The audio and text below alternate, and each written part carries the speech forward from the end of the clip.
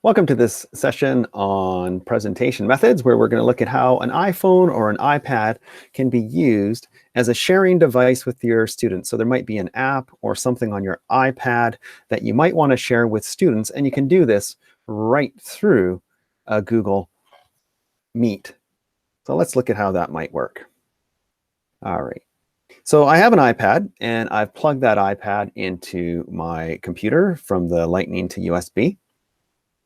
And I'm going to launch an app called QuickTime. And you can find QuickTime either in Launchpad, or you can go into your Finder and Applications and find QuickTime. So let's just launch that.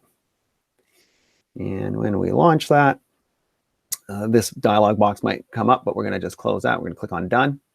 And we're going to go to File. And we're going to do a new movie recording.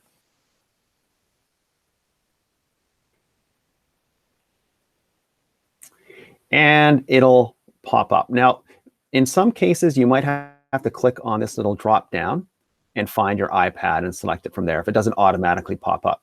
But now I'm in my iPad, and anything that I show in my iPad, I can show my students. So there might be something here that I might want to show.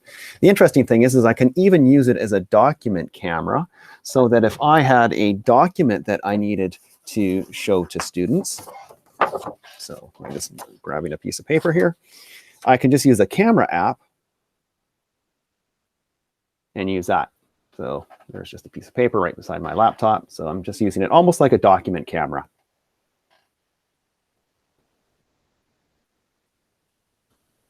All right, so I'm just going to close that up.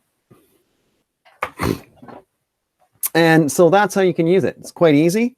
Any apps that you have on there, you can then share and use it online with students. Hope that helps.